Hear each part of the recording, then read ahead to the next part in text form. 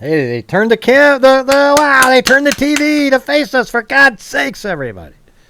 Finally. Can I get a boom? Finally, they turned it in. Is to use your statement here instead of your testimony at a preliminary hearing. Understand that? Mm-hmm. Okay, so in order to do that, I need to place you under oath and also give you an admonition about false statements, okay? First, you do solemnly swear or affirm that the evidence you shall give in this issue shall be the truth, the whole truth, and nothing but the truth, so help you God? Yes. I also need to notify you that you are notified that statements you are about to make may be presented to a magistrate or a judge in lieu of your sworn testimony at a preliminary examination. Any false statement you make and that you do not believe to be true may subject you to criminal punishment as a Class A misdemeanor. You understand that? Yes. It potentially could be used as for punishment as a higher offense as obstruction of justice. In addition, I just want to make sure that our recording here is clear that you've also been given a federal agreement and a state agreement granting you immunity from prosecution for materials that you discuss now. Do you understand that? Mm-hmm. Okay. First, we're going to cover some of the things that you've already talked about, but to make it as part of this record. First, what's your name? Full name with middle name or just first and last? First and last is fine. Okay, my name is Lance Twiggs. And do you know Tyler Robinson? Yes, I do. Yeah, I do. And this is the same Tyler Robinson that's been charged with the shooting of Charlie Kirk? Yes. And would you say when you first met Tyler? I think it was 2023. I've known him longer than that, though. That was, I think, the first time I met him in person. Okay. And will you describe your relationship with Tyler when you first met him anyway?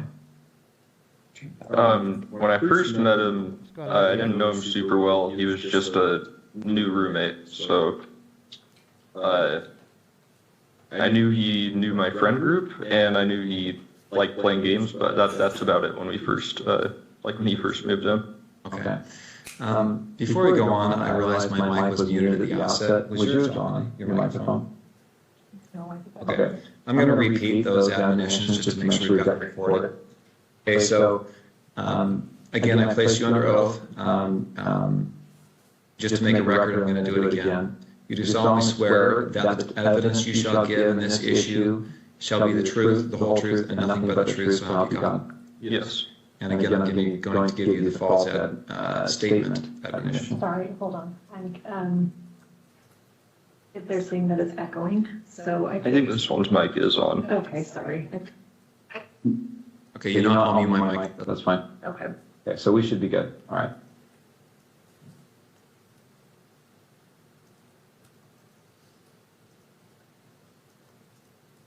Is that mic on?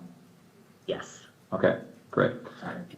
All right, okay, sorry about that interruption. All right, so you said when you first met you were roommates? Yeah. Okay.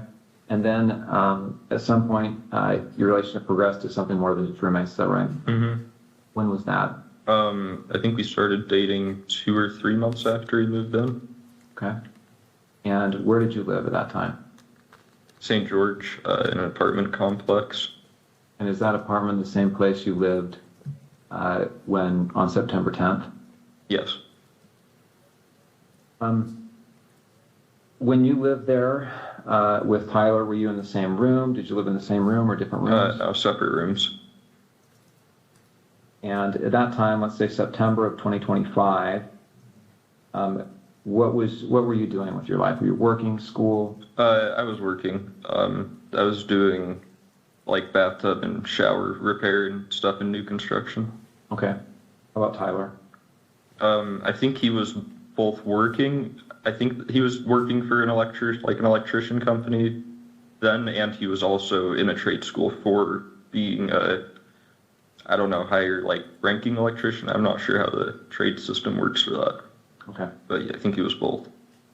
What was his typical work day like? I think he'd leave around 7 generally and get back around 3 to 4, depending on like where the job was and how long it was for the day. And then on certain days of the week during school, like semesters, he would then later in the day, I think around 5 or 6, go to school. Okay. So, yeah. Okay. Let's jump to September 10th. Did he spend the night in the apartment the night of September 9th into September 10th? Into September 10th. Yeah, he did. Yes. Do you know when he left the apartment on September 10th? I don't know an exact time. I just know he left early. I heard him leaving, and he just said he had a long drive to work that day, so he was leaving early. Okay, so early. Any guess as to what when that was? I don't know. I would have thought it was 5 a.m. because that's when like an early work day was for him, but it was probably more like 4. Okay. I'm gonna have him spit out his gum just to make sure that I can do that. your tissue right in front of your laptop. Oh, here you go. Thank you.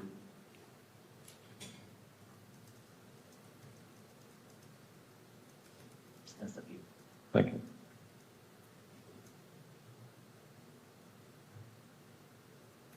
All right, so what time did you get up on September 10th? Probably like 12 to 1 p.m. You didn't have to work that day? No.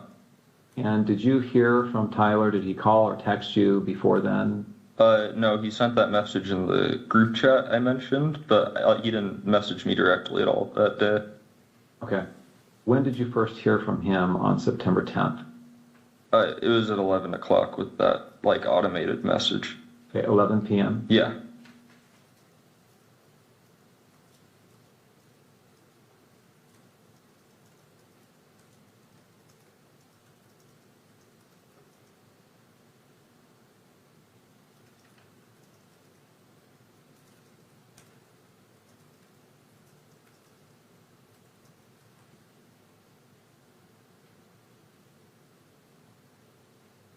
What about, he asks you here, remember how I was engraving bullets? Was he engraving bullets before this? Yeah, I don't remember exactly when, but he had said he was planning to go hunting with his family. And he asked me for if we had a Dremel because he said he wanted to engrave messages on bullets. And I just told him where our Dremel was and told him to make sure he doesn't set off a bullet on accident in the house. But I didn't really think about it until then. How long before September 10th was this that he asked about the Dremel? I don't remember because he'd been talking about the hunting/camping trip for a couple months, but I don't remember when he was specifically asking to engrave the bullets. So are we talking like a year before? Oh no, not that long. It would have been I'd say at most a month before this was when he was asking. Okay.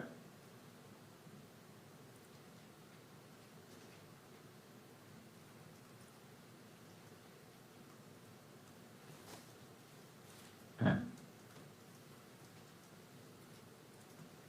All right. You talked about the note that he left. I want to bring this up, and I should say that these text messages that we've been looking at here are Bates number 54.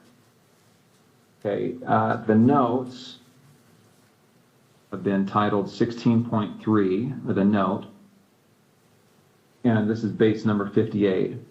Do you recognize that on the screen there? Yeah. What do you recognize it as? That was the note under his keyboard that he was referring to in the first text of that chain.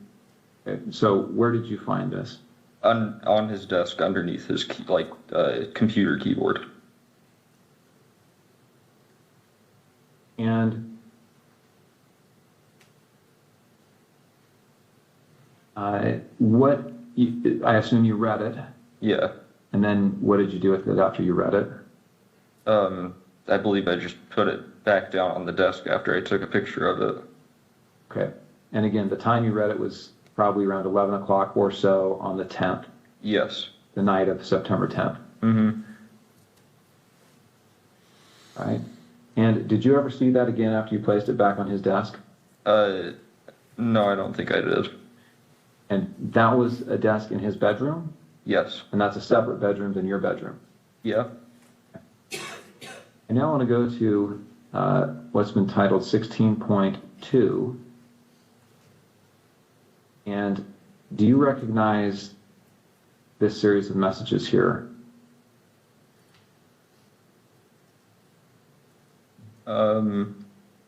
Yeah, that was the server of like his friend that I was mentioning. Okay, and this is your phone again? Yeah. And I'm assuming you recognize it because the big crack up at the top. Mm-hmm. And so this is a server. Is this Discord? Yeah, this is Discord. And who are members of this server? I don't want names, just generally. Who are these people? Who are members of this is his friend group. They played D&D together every week. Okay. And I just want to scroll through this to make sure that you get a chance to take a look at it. Go to the next page. Mm-hmm. Or yes.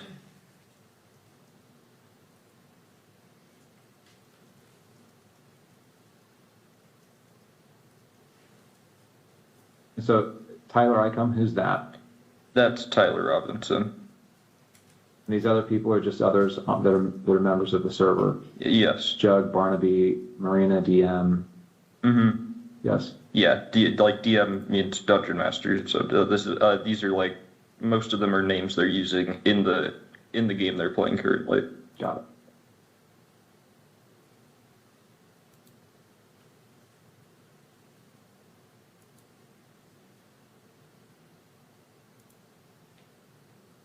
Yeah, it looks like the last text from Tyler looks like it's 8 p.m. And do you know what day this would have been? 8 p.m. on the 10th or the 11th? I would think that would be the 11th. Because at least I think so, because I don't think on the 10th that he messaged anyone before me at like 11. So. And he turned himself in on the 11th, right? I thought so, yeah. Okay. So again, we're just going to go through this so that we have a record of the messages.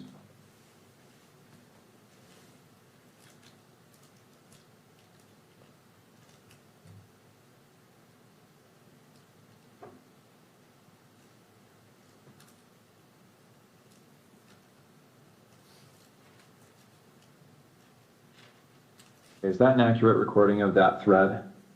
To my knowledge, yes. And that was sent, looks like between September 10th and September 12th. Looks like the last day on this is September 12th.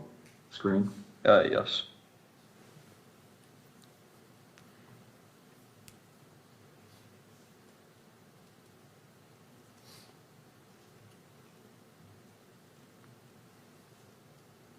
Okay.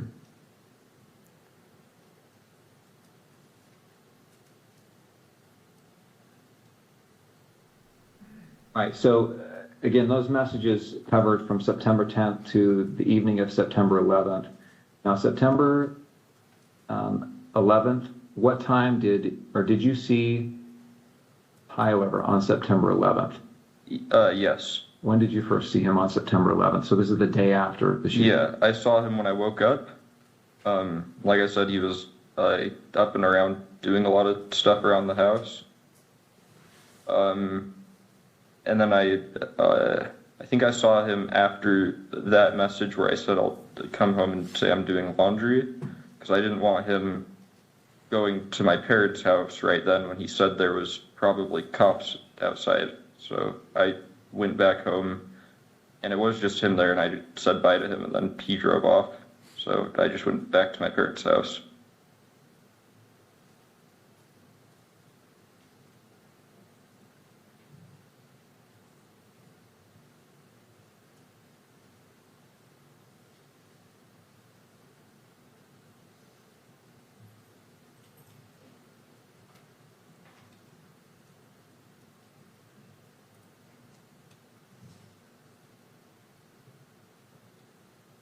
So he acted erratically.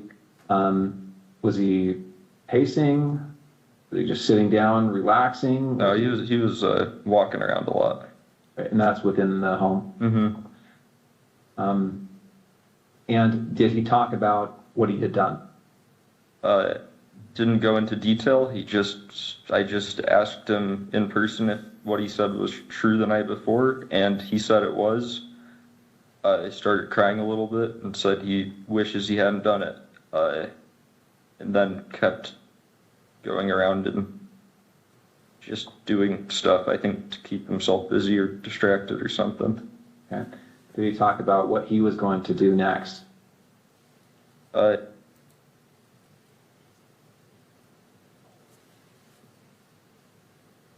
then eventually said that he would talk to his parents or turn himself over.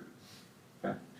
And when you left, was that how you left, understanding that he was going to turn himself in or go to his parents' house? Yeah, and I didn't really want to be at our apartment while any of that was happening, regardless of what went down. Okay.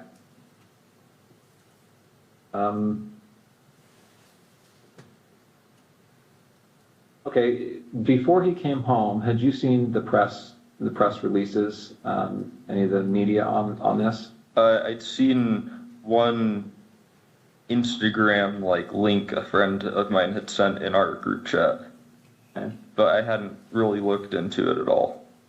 And had you seen the images that were released of the suspect? I did the next day. I don't think I saw any on the 10th. I'm going to show you a couple of those images.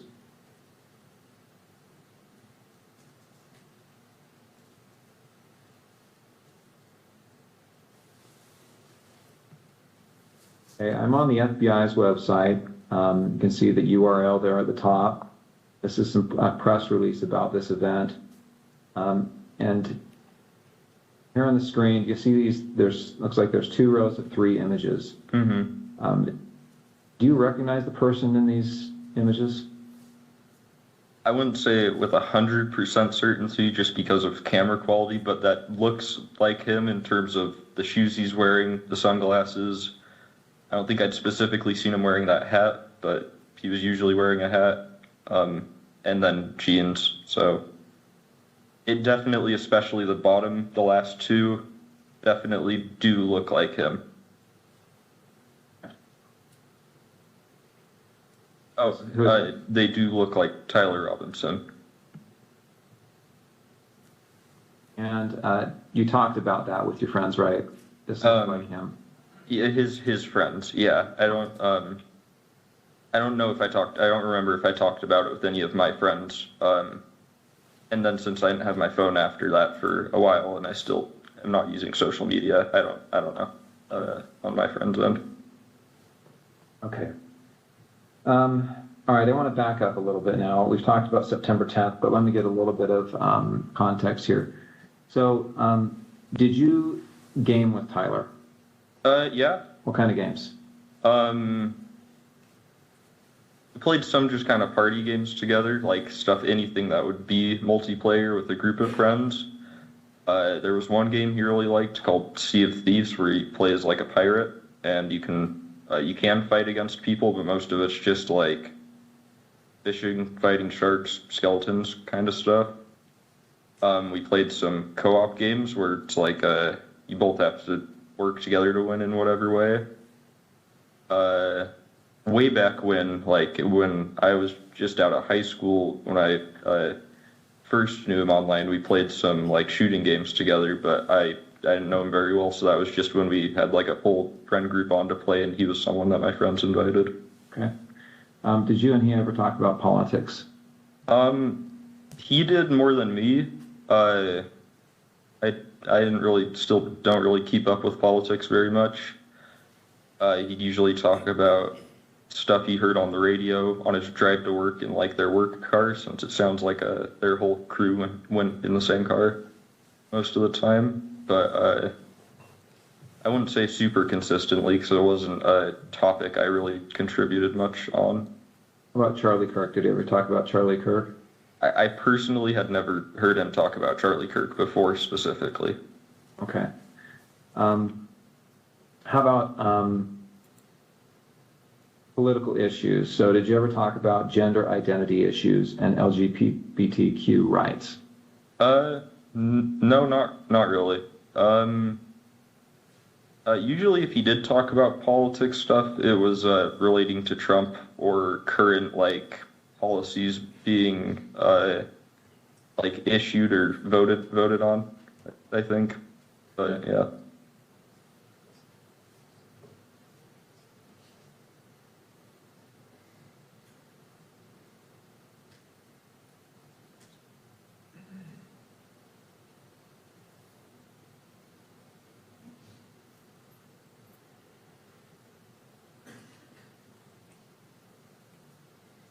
Okay, so before that you have been? For a short time, yes. Okay. And I understand you're going by Luna at some point? To some people, yeah, but not as an overall thing.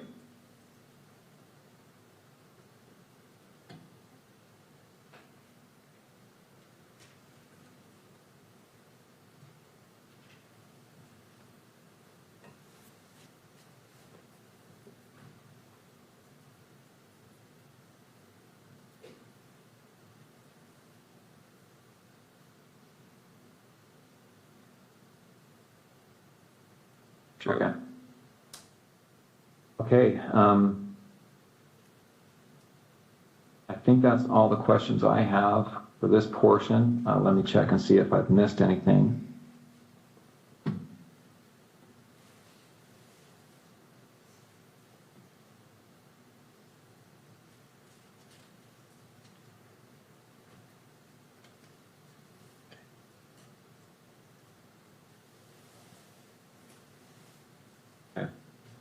The Dremel that you talked about, you said he had asked for that, is that right? Mm-hmm.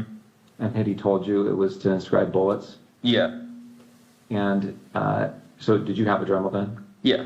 Okay. It was in our, like, our apartment, we had a section where we kept all our, like, random tools for household stuff, in our, like, lower basement level pantry. So, yeah. Okay. And did you give that to him or tell him where it was? I just told him where it was, yeah.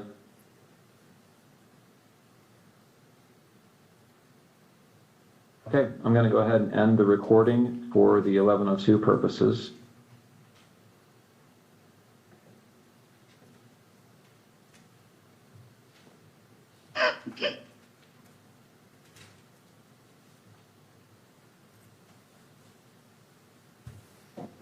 All right, that concludes State's Exhibit 16.